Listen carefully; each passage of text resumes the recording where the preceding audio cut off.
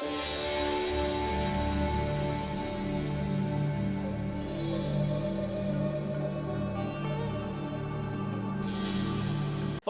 நம்ம நமஸ்கார், welcome to NT tax. இன்றைக்கி நம்ம என்டி டாக்ஸில் என்ன வீடியோ பார்க்க போகிறோம் அப்படின்னு சொன்னால், நம்ம இந்த ஆத்ம விசாரணை அது எல்லாமே நிறைய புத்தகம் படிக்கிறோம், வீடியோ பார்க்குறோம்.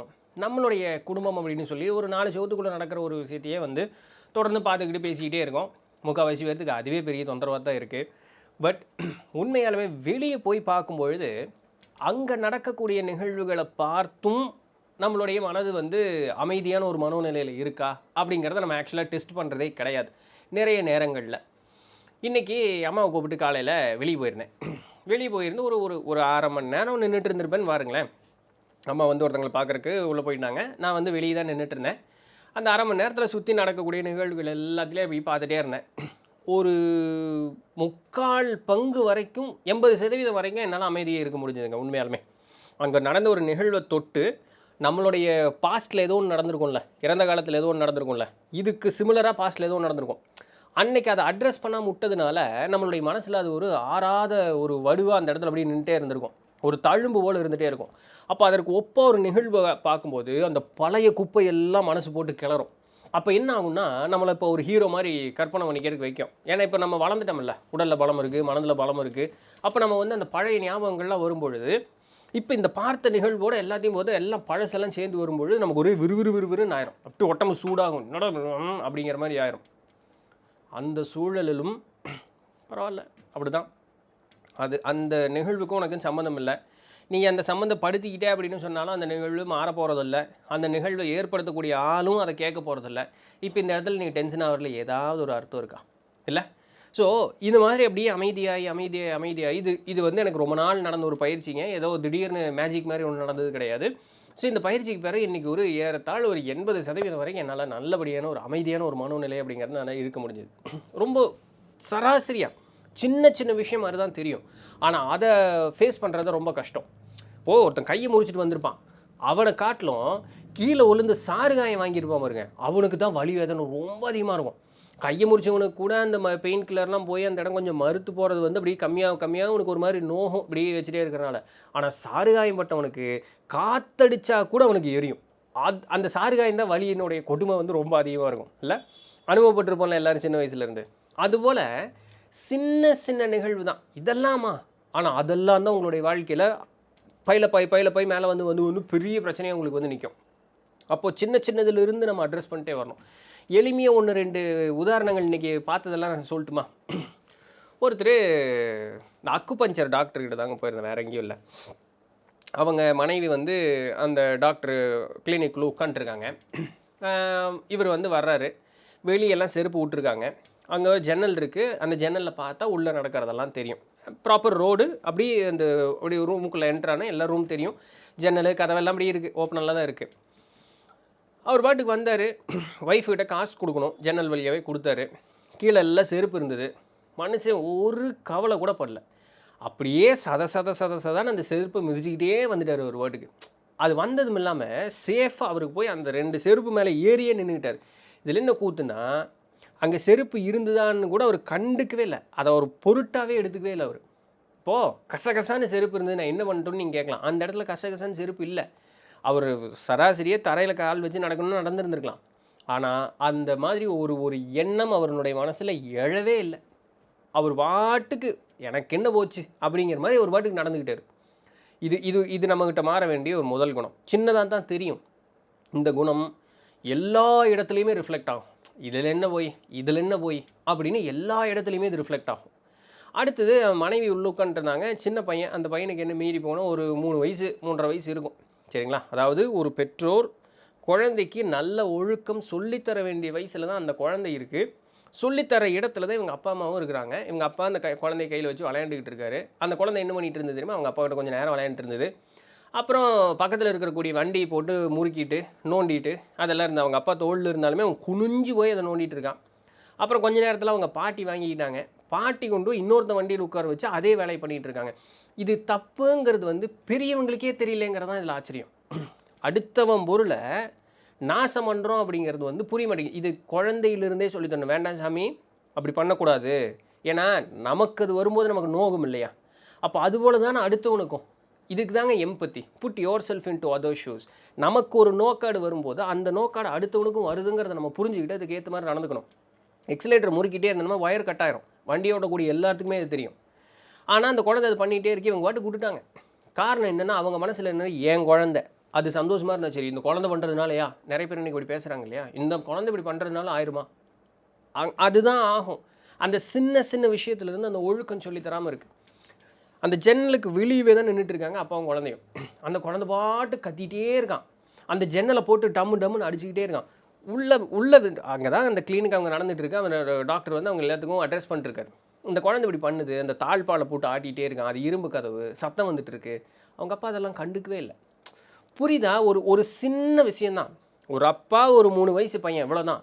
ஆனால் அங்கே எவ்வளவு விஷயத்தை வந்து நம்ம மாற்ற வேண்டிய ஒரு சூழலில் அந்த ஆளும் அந்த குழந்தையும் இருக்குது அப்படிங்கிறது பார்த்தீங்களா? குழந்தைக்கு தெரியாதுங்க, பெரியவங்க சொல்லணுமா சொல்லியா. இப்போது நீங்கள் அந்த பெரியவங்களோட இடத்துலேருந்து யோசிச்சு பாருங்கள். இதெல்லாம் நீங்கள் பண்ணுறீங்கன்னா இதெல்லாமா அப்படின்னு யோசிச்சது தான். இந்த குணம் உங்களுடைய வாழ்க்கையில் எங்கேயோ தேவையில்லாத விஷயங்களுக்கெல்லாம் போய் லிங்க் ஆகும். இதுதானேன்னு அப்படியே போயிட்டே இருக்கும். நான் அன்னியன் படத்தில் சொல்கிற மாதிரி, தப்பு என்ன பனியன் சைஸா இதுதானே அப்படின்னு கேட்குற மாதிரி, அந்த மாதிரி தான் அது இல்லையா? அப்புறம் அதே இடத்துல பார்த்தோம் அப்படின்னு சொன்னால், எதிர்த்த வீட்டில் ஒரு வீடு, மற்ற எல்லாம் கடை கண்ணி காம்ப்ளெக்ஸ் அந்த மாதிரி தான் இருக்குது. எதிர்த்த வீட்டில் ஒரு வீடு, ஒரு வயசானவர் தான், ஆனால் ரொம்ப குடுகுடுக்கிழவன்லாம் கிடையாது. நல்ல வாய் பூரா வெத்தலை போட்டு, அந்த இப்போ நான் நின்றுட்டு இருந்த இடத்துலையும் டிச் எல்லாம் மூடி இருக்குது. அந்த பெரியவர் ரோட்டை தாண்டி அந்த பக்கம் இருந்த பெரியவர் இருந்த இடத்துலையும் டிச் எல்லாம் மூடி இருக்குது. இவர் வாட்டுக்கு வந்தார். ரோட்டை தாண்டி வந்து இந்த போஸ்ட் கம்பம் பக்கத்தில் கொஞ்சம் மண்ணாக இருக்கிற மாதிரி இருந்தது. வீட்டுக்கு வேலை செய்கிற மண் இல்லை, சும்மா அந்த தரை அப்படி மண்ணாக இருந்தது. பொழிச்சுன்னு எல்லா எச்சையும் துப்பிட்டு, வெத்தலை பாக்கு எச்சை பூரா துப்பிட்டு அவர் வாட்டி கிளம்பிட்டார். தான் வீட்டுக்கிட்ட துப்ப மாட்டாராம், ரோட்டை தாண்டி வந்து அடுத்தவங்க கடை இருக்குது, ஒரு 2 எட்டு வச்சு அங்கே ஒரு அம்மா பூ விற்றுட்டு இருக்காங்க, அதெல்லாம் அவர் எந்த கவலையும் படல. தான் வீட்டுக்கிட்ட துப்ப வேண்டாம், அவ்வளோதான். ரோட்டை தாண்டி வந்து எச்சில் துப்பிட்டு அவர் வாட்டி கிளம்பிட்டார். இது ஒரு நிகழ்வு. பிறகு ஒரு வண்டி ஒருத்தர் வந்து பின்னாடி தள்ளிட்டு வர்றாரு. நிறைய பேர் அப்படி நடந்து வர்றாங்க. இதை பண்ணினவருக்கு வந்து ஒரு 45-50 வயசு இருக்கும் கண்டிப்பாக. அந்த டாக்டர்கிட்ட பார்த்துட்டு வெளியே வர்றார். அந்த வண்டியை அவர் பாட்டுக்கு எனக்கு என்ன போச்சுன்னு வண்டி பின்னாடி எடுத்துகிட்டே இருக்கார். அங்கே வர்றவங்க எல்லாருமே ஒரு செகண்ட் நார்மலாக வந்துட்டு இருக்காங்க. இப்போ வண்டி எடுத்துக்கிட்டே இருந்தாங்கன்னா அவங்க இப்படி போனாங்கன்னா நடு ரோட்டுக்கே போயிட்டாங்க. அங்கே தாண்டி போகும்பொழுது அதை அவர் கண்டுக்கவே இல்லை. வண்டி எடுத்தார், இப்படி பார்க்குறாரு, ஆளுக்கு வர்றாங்க. ஒரு செகண்ட் நிறுத்தினா 2 பேர் போயிடுவாங்க, 2 பேர் தான் வர்றாங்க. அவர் வாட்டுக்கு திருப்பி எடுத்துட்டார். அப்போது அந்த வர்றவன் ஒரு செகண்ட் இவங்க நிறுத்துவாங்களோன்னு நினச்சிட்டு அவங்க 2 எட்டு வேகமாக வந்துட்டாங்க. இவர் பாட்டுக்கு எனக்கு என்ன வச்சுன்னு எடுத்துட்டார். அவங்க ஒன்றும் சொல்லலை, அவங்க எப்படி தாண்டி போயிட்டாங்க. காமன் சென்ஸ் தானே. ஒரே செகண்ட் விட்டுருந்தா அந்த 2 பேர் தாண்டி இருப்பாங்க, அவ்வளோதான், பெருசாக ஒன்றும் இல்லை. ஆனால் அந்த இடத்துல நம்மளுக்கு பொறுமை வேலை செய்யலை பார்த்தீங்களா? இல்லை. ஆனால் எல்லாம் இப்போ நான் சொன்ன ஆட்கள் எல்லாமே நல்ல பட்டையும் கொட்டையும் போட்டுக்கிட்டு நல்ல இப்படி ஒரு டிசைன், இப்போ ஒரு டிசைனு, எல்லாம் திருநீர்லேயும் செந்தூரத்துலையும் எல்லாம் அப்படி தான் இருக்கிறாங்க. ஆள் உருவம் பார்க்குறக்கெல்லாம் அப்படி தான் இருக்குது. இங்கே ஒன்றும் சரியில்லையே. புரியுதுங்களா? நம்ம எங்கெங்கெல்லாம் திருந்துக்கணும், இந்த ஆத்ம விசாரணை, பிறவா நிலை, முக்தி பெறறதுக்கு தீட்சை வாங்க போகிறேன், அதெல்லாம் போகிறோம்ல. இதுவே சரியில்லைன்னா அங்கெல்லாம் என்ன ஆகுறது? அதை வாங்கி என்ன பயன் இருக்க போகுது? இல்லை. கார் நிறுத்தினாங்க சரிங்களா? அவங்க முன்னாடி அந்த கிளினிக் முன்னாடி கார் நிறுத்துகிறாங்க. காருக்குள்ளேருந்து இறங்கி ஆளுக்கு போயிட்டாங்க. காருக்குள்ளேருந்து இறங்கின ஆளும் இந்த கிளினிக் வந்த ஆளுகளும் தெரிஞ்சவங்க. அப்படியே நட்டநடு ரோட்டில் காரை நிறுத்திட்டு பேசிக்கிட்டு இருக்காங்க. பின்னாடி வர வண்டிக்கு சிரமம், பின்னாடி வர காருக்கு சிரமம். ஒன்றும் கூட திரும்பி கூட பார்க்கல. 2 ஹஸ்பண்ட் அண்ட் ஒய்ஃப் நின்றுட்டுருக்காங்க. ஒருத்தர் வந்து வண்டி இப்படி நிறுத்திட்டாரு, அந்த ஒய்ஃப் அந்த பொம்பளை வந்து இப்படி நின்றுட்டுருக்கு. அந்த அம்மா ஒரு இப்படி எடுத்து வச்சா போது இவங்க வண்டி உள்ளே கொண்டு போய் பார்க்கிங் பண்ணிடுவாங்க. ஏங்க, இப்படி நின்றுட்டு இருக்கிற ஒருத்தர் கொஞ்சம் நகருமான்னு சொல்கிறது அவங்களுக்கு காது கேட்காதா? வண்டி ஆண்டில் முறுக்கிட்டு இருக்காருன்னா ஒரு மாதிரி ஆக்குவோடு அப்படி வண்டி திருப்பி நின்று, இதெல்லாம் அந்த பொம்பளைக்கு தெரியாதா? அந்த அம்மா அப்படியே சும்மா மாடு மாதிரி நின்றுக்கிட்டு இருந்தது. அப்படியே கடைசியில் அங்கே எதிர்த்தாப்பில் இருந்தவர் கொஞ்சம் நகருங்க வண்டி நிறுத்தணும்னு சொன்னதுக்கப்புறம் இப்படி திரும்பி பார்த்துட்டு ஒரு 2 எடுத்து வைக்கிது. இதெல்லாம் மண்டக்கணம் தான், வேற ஒன்றும் இல்லை. நின்றுட்டுருங்கல்ல, பேசிகிட்டு இருக்கேன்ல, உனக்கு என்ன, நீ நில்லு அப்படிங்கிற மாதிரி ஒரு குணம் தான். இந்த குணம் எல்லாம் உங்களை வந்து முக்தி பாதைக்கு போக விடாமல் நிறுத்திடும். சரிங்களா? அடுத்தது பையனும் பிள்ளையும் சரி. இன்னொன்று, நிறைய இந்த 2 வீலரில் பண்ணக்கூடிய ஆட்கள்லாம் பண்ணுறது உண்டு. கரெக்டாக அந்த ரோடு திரும்புகிற ஓரத்தில் இப்படி நிறுத்திட்டு இருப்பாங்க வண்டியை. நம்ம வந்து ஏதோ சாமி வந்து இந்த வாகனத்தை சுற்றி போவோம்ல, அதுபோல் இவங்க வாகனத்தையும் சுற்றி தான் போகணும். அந்த காமன் சென்ஸ் எல்லாம் இருக்காது. நம்ம ரோட்டுக்கு ஓரத்தில் நிற்கிறோம், இப்படி வண்டி திருப்புற இடத்துல நிற்கிறோம், திருப்புறவங்களுக்கு வந்து கொஞ்சம் கூட இது இருக்கும் அப்படின்னு சொல்லிட்டு. இப்போது இதெல்லாம் நான் சொல்கிறேனே, நீங்கள் என்ன சொல்லுவீங்க? இவன் ஏதோ காலையிலேருந்து பார்த்துட்டு வந்து புலம்பிகிட்டு இருக்கேன், இதெல்லாம் சராசரியாக நடக்கிறது தானே, நார்மலாக பார்க்கும்போது சராசரியாக நடக்கிறது தான். ஆனால் இந்த சேனலில் இங்கே பார்க்கக்கூடிய ஆட்களுக்கு முக்தி பெறணும், ஒரு நல்ல ஒரு நிலைக்கு போகணும், மனது அமைதியான ஒரு நிலையில் வரணும்னு சொல்லக்கூடியவர்கள் இது அத்தனையும் கான்சென்ட்ரேட் பண்ணணும், இது அத்தனையும் ஃபோக்கஸ் பண்ணணும், இது அத்தனையும் நீங்கள் திருத்திக்கணும். இது எல்லாமே பிற உயிரை துன்பப்படுத்துவதற்குண்டான ஒரு செயல் தான். அதாவது அக்கறை இல்லாமல் இருக்கிறது அப்படின்னு சொல்லக்கூடியது தான். இது செஞ்சால் பிறருக்கு என்ன ஆகும் அப்படின்னு சொல்லக்கூடியது, யோசிக்காமல் செய்யக்கூடிய ஒரு சில நிகழ்வுகள் தான் இது அத்தனையுமே. காமன் சென்ஸ் இல்லாமல் நியூசன்ஸ் மாதிரி பண்ணுற ஒரு வேலை. இதெல்லாம் திருத்திக்கணும். இதெல்லாம் திருந்திக்கிட்டே வந்துக்கிட்டே தான் இருக்கணும். அடுத்தது, ஒரு பையனுன்ட்டு இருக்கான், அவங்க ஒய்ஃபு உள்ளேருந்து வெளியே வர்றாங்க, இவன் ஃபோன் பேசிகிட்டு இருக்கான். இந்த பையன் வந்து ஏதோ முதலாளி மாதிரி ஒரு ஆளுக்கு சொல்லியிருக்கான், இங்கேருந்து போய் வேறு யாரையோ கூப்பிட்டு வாங்கன்னு சொல்லிவிட்டு அவன் ஏதோ கிளம்புறதுக்கு லேட் பண்ணிட்டான். அவன் பொறுமையாக சொல்கிறான், இந்த பையனாக கூப்பிட்ற வரைக்கும் ஒன்றும் சொல்லல, அவன் பொறுமையாக சொல்கிறான், அதுங்க நான் பாதி வழியில் வந்துங்க, அது பண்ணலிங்க இது பண்ணலிங்க. இந்த பையன் டென்ஷன் ஆகிறான். எப்பா நீ முன்னாடியே கூப்பிட்டுருக்க வேண்டியது தானே, நீ ஏன் இப்போ சொல்கிற அப்படின்னா, அவன் தான் தப்பு பண்ணியிருக்கிறான். எங்கே கூப்பிடணும்னு போனவன் தான் தப்பு பண்ணியிருக்கான். ஆனால் முதலாளிகிட்ட சாக்கு சொல்லிக்கிட்டே இருக்கான், அது அப்படிங்க இது இப்படிங்க. இவன் திருப்ப கேட்குறான், நீ அங்கேயே இருந்து கூப்பிட்டுருக்க வேண்டியது தானே, ஏன் இப்போ கூப்பிட்ட, ஏன் பாதி வழியில் அங்கே வந்து கூப்பிட்ட, ஏன் இப்படி பண்ணுற, நான் அவசரம்னு அவ்வளோ தூரம் சொன்னனே, நீ இது மாதிரி பண்ணிகிட்டு இருக்கியே அப்படின்ட்டு. கடைசியில் இவனால் ஒன்றும் பேச முடியல, அவன் சொல்லிகிட்டே இருக்கான் சாக்கு, தான் மேலே தப்பே இல்லை, தான் தப்பை ஒத்துக்க மாட்டேங்கிறான் அந்த இடத்துல, நான் தப்பே இல்லை அது என்ன சாக்கு சொல்லிகிட்டே இருக்கான். ஒரு கட்டத்தில் விடுயா நான் பார்த்துக்கிறேன் அப்படின்னு ஃபோனை வச்சுட்டு வேற ஒரு பையனை கூப்பிட்டு இது பண்ணிவிட்டு, இப்போ இவங்க ஒய்ஃபை வெளியே எங்கேயோ கூப்பிட்டு போகிறதுக்குண்டான ஒரு பிளான் இருந்திருக்கும் போல், அவுட்டு. இந்த பொண்ணு வந்து போகலாமா அப்படின்னொன்னே வள்ளுன்னு எனக்கு வேலை இருக்குதுமா, கொஞ்சம் வெளியே போகணும். அவர் வேறு மாதிரி சொன்னார், வேலை இருக்குதுமா வெளியே போகணும், எனக்கு நிறைய வேலை இருக்குது, என்னால் அங்கே வர முடியாது. இது நிறைய ஆண்கள்கிட்ட நம்ம பார்க்கலாம்.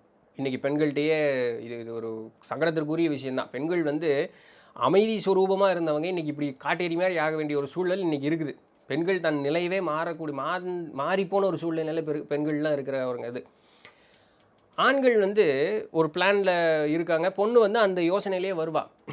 இவனுக்கு 1000 டென்ஷன் இருக்கலாம், ஆனால் அது பொண்டாட்டிட்டியோ தங்கச்சிட்டியோ அம்மாட்டியோ காமிக்கணும்னு அவசியம். உனக்கு என்ன தெரியும், பேசாமல் இருக்க மாட்டியா, ஏன் அவங்களுக்கு என்ன தெரியும் நம்மளுடைய டென்ஷனு, அவங்க நம்மளுக்கு புரிஞ்சு நடந்துக்குவாங்க, இல்லைன்னு இல்லை, அதை சொல்கிறது தான் கரெக்டாக சொல்லலாம்ல, இல்லை இதெல்லாம் தானுங்க சின்ன சின்ன சின்ன சின்ன விஷயம். அப்புறம் நம்ம உடுத்தக்கூடிய ஆடைன்னு ஒன்று இருக்குது தெரியுமா.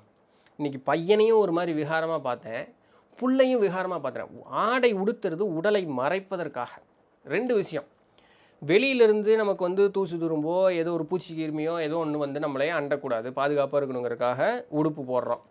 இன்னொன்று, காம உணர்வு பிறருக்கு வந்து தூண்டாமல் இருக்கணும் அப்படிங்கிறது கலாச்சார மாறுதல் என்பால் உடை மறைக்கிறதுக்கு அப்படிங்கிறதுக்கு உண்டான இது இருக்குது. மித்த நிகழ்வுகள்லாம் இருக்குது பாருங்களேன். அந்த துணியை போட்டுட்டுமே அந்த உடம்பை தான் காமிக்கணும்னா எதுக்கு அந்த துணியை போடணும், இல்லை இது பையனுக்கும் சொல்கிற பிள்ளைக்கும் சொல்கிற ரெண்டு பேருமே இன்றைக்கி பார்த்தேன். இப்படி இவ்வளோ நாள் பிள்ளையில தான் சொல்லிகிட்டு இருந்தாங்க, இப்போ பையனும் அந்த மாதிரி தான் இருக்கிறான்னு பாருங்களேன். புள்ள வந்து அந்த மாதிரி ஒரு ட்ரெஸ்ஸு, பையன் வந்து என்னடா காசு பணம் இல்லையா, நான் வேணால் ஒரு 100 ரூபா தரேன்டா, போய் நல்ல சட்டையை எடுத்துகிட்டு வாடாங்கிற மாதிரி பையன் போட்டிருந்தான். அதில் மண்டை வேறு, ஒரு ப்ளீச் பண்ண மாதிரி ஒரு மண்டை வேறு, சரிங்களா. ஸோ இதெல்லாம் பார்க்குற இது ஒன்று. இதோடு சேர்ந்து இன்னொன்று பார்க்கும்போது நல்லா அழகாக பெண்களை பார்ப்போம். இல்லை பெண்களுக்கு ஆண்களை எப்படி பார்ப்பீங்கன்னு எனக்கு தெரியல, நான் பிள்ளையோடு இருந்து வளரலை, அதனால் எனக்கு தெரியல. ஸோ அதனால் பையன் சைட்லேருந்தே சொல்கிறேன், பிள்ளைகளை அப்படி எப்படி புரிஞ்சுக்குவீங்களோ புரிஞ்சுக்குங்க. அந்த மாதிரி இப்போ நம்மளுடைய மனசுக்கு பிடிச்ச மாதிரி ஒரு பொண்ணை பார்ப்போம், பிடிக்காத மாதிரியும் பொண்ணை பார்ப்போம். இது சராசரியான நிகழ்வு தான் இல்லையா. அப்போது இந்த மாதிரி எல்லாம் அந்த நிகழ்வு நடக்கும் பொழுது நம்மளுடைய மனோநிலை என்ன ஆகுது அப்படிங்கிறத நம்ம சோதிச்சு பார்க்கணும். வீட்டுக்குள்ளே இருக்கோம், 4 பேரை பார்க்குறோம், வீடியோ பார்க்குறோம், புக்கு படிக்கிறோம், அதெல்லாம் ஓகே. வெளியே கிளம்பி போகும்பொழுது ஒரு அரை மணி நேரத்துக்குள்ளே மட்டும் எவ்வளவு நிகழ்வுகள் நடந்திருக்கு பாருங்கள். இந்த நிகழ்வுகள்லாம் எல்லாருடைய வாழ்க்கையிலையும் சராசரியாக நடக்கக்கூடிய விஷயம் இல்லை. இது வீட்டுக்குள்ளே இருந்தால் இந்த அனுபவம் கிடைக்காது, வெளியே போனால் தான் கிடைக்கும். இந்த மாதிரி நிகழ்வுகளை பார்க்கும் பொழுது எல்லாமே நம்மளுடைய மனோநிலை ஒரு நிலைப்பாட்டோடு இருக்கணும். நம்மளை அந்த இடத்தோட பொருத்திடக்கூடாது. நம்மளை அந்த இடத்தோட பொருத்தி இருந்து சமுதாயம் இப்படி ஆகி போச்சு, நான் அதை திருத்தினேன் இதை திருத்தினேன், எனக்கு அந்த சக்தி இருந்திருந்தா, நான் அப்படி ஒரு பதவியில் இருந்திருந்தா, எல்லாமே சாமிக்கு தெரியும். இறைக்கு தெரியாமல், இறை ஆட்டுவிக்கப்படாமல் இது எதுவுமே நடக்கிறது இல்லைங்கிற அந்த ஒரு புரிதல் அப்படிங்கிறது நமக்கு இருக்கணும். இது எது நடந்தாலுமே ஆமாம் அவன் காமன் சென்ஸ் எல்லாம் பண்ணுறான், ஆமாம் அவன் தப்பு தான் பண்ணுறான், அது எனக்கு தெரியுதில்ல, நான் பண்ணாமல் இருந்துக்கிறேன், இதெல்லாம் நடக்குது, அப்போ இந்த தப்பெல்லாம் நானும் பண்ணியிருந்திருப்பணும், இது போல் நானும் வந்து இது பண்ணியிருந்திருப்பணும், அப்போ நான் என்னை திருத்திக்கணும். இப்படித்தான் நம்மளுடைய வளர்ச்சி இருக்கணுமே தவிர அவனை திருத்துறேன்னு போகக்கூடாது. அங்கே நடக்கக்கூடிய நிகழ்வுகள்லாம் எது நமக்கு பாடம். நம்ம அடுத்தவனுக்கு பாடம் எடுக்கணும்னு கிடையாது. ஸோ நம்ம ஒரு பாடத்தை படிச்சுக்கிட்டு நம்மளை வந்து நல்ல ஒரு நிலைக்கு மாற்றிக்கிறதுக்கு இதெல்லாம் ஒரு பாடமாக எடுத்துக்கணும். அப்போ இந்த சிறு சிறு நிகழ்வுகள் முதல் கொண்டு நம்மளுடைய ஒரு பக்குவ நிலையை வளர்த்திக்கிட்டே வந்துக்கிட்டே இருக்கும். ஒரு கொஞ்ச நாள் கழித்து உங்களைவே நீங்களே யோசித்து பார்க்கும்பொழுது நீங்கள் ஒரு வித்தியாசமான ஒரு புரிதல் இருப்பீங்க. உங்களுடைய நடை, உடை, பாவனை, செயல், பேசக்கூடிய பேச்சு, எண்ணக்கூடிய எண்ணம் எல்லாத்துலேயுமே அபரிமிதமான ஒரு மாறுதல் அப்படிங்கிறது வந்திருக்கும். இது தாங்க ப்ராப்பரான ஆன்மீக முன்னேற்றம் அப்படிங்கிறது. இது தாங்க மனோநிலை அமைதிப்படுறது, மனோநிலை வந்து நல்ல ஒரு சீரான ஒரு மனோநிலையில் இருக்கிறது அப்படின்னு சொல்லக்கூடியது. இந்த மாறுதல் உங்கள்கிட்ட இல்லாமல் நீங்கள் 1000 தியானம் பண்ணாலும் 1000 தீட்சை வாங்கினாலும் எந்த பயனும் இல்லை அப்படிங்கிறத நல்லபடியாக புரிஞ்சுக்கணும். சின்ன சின்ன விஷயத்துலேருந்து நம்ம அப்படியே நம்ம சரி பண்ணிகிட்டே வந்தோம்னா பெரிய விஷயம்னு ஒன்று தெரியாது. ஸோ நம்மளை விட்டு முக்கியமான ஒன்றே நம்மளை விட்டு போனாலும் நம்ம அமைதியாக இருப்போம். நம்ம என்ன கான்சென்ட்ரேட் பண்ணிடுறோம், சின்னதெல்லாம் விட்டுட்டு பெருசை பிடிச்சிட்டு கஷ்டமாக இருக்குது அதுலேருந்து வெளியே வர முடியல, கஷ்டமாக இருக்குது வெளியே சின்னதாக இருக்கிறதுலேருந்து வாங்கப்பா. பெருசு உங்களுக்கு பெருசாக பாட தெரியாது. இவ்வளோதாங்க ஆத்ம விசாரணை பண்ணி நம்மளை வந்து ஒரு ஸ்திரப்படுத்தி ஒரு நல்ல நிலையில் நிறுத்திக்கிறதுக்கு உண்டான ஒரு வழி. சரிங்களா? ஸோ இதை வந்து நான் இன்றைக்கி பார்த்தேன், இதெல்லாம் இப்படி தான் நான் முன்னேறினேன். ஸோ கரெக்டாக அதுக்கு ஏற்ற மாதிரி இன்றைக்கி சூழல் இருந்ததுனால நான் அது உங்கள்கிட்ட ஒரு ஷேர் பண்ணிக்கிட்டேன். உங்களுக்கும் பெட்டராக இருக்குமே அப்படிங்கிறதுக்காக இன்றைக்கி உண்டான வீடியோ பிடிச்சிருந்துருக்கு, இன்ஃபர்மேட்டிவாக இருந்திருக்கும் அப்படின்னு நம்புறேன். நாளைக்கு வேறு ஏதாவது ஒரு சுவாரஸ்யமான செய்தியில் சந்திப்போம். அது வரையும் தொடர்ந்து இணைந்திருங்கள். நான் அவங்க நிதிரந்தன பண்ணி நன்றி. வெற்றிவேல் வெற்றிவேல் வெற்றிவேல்.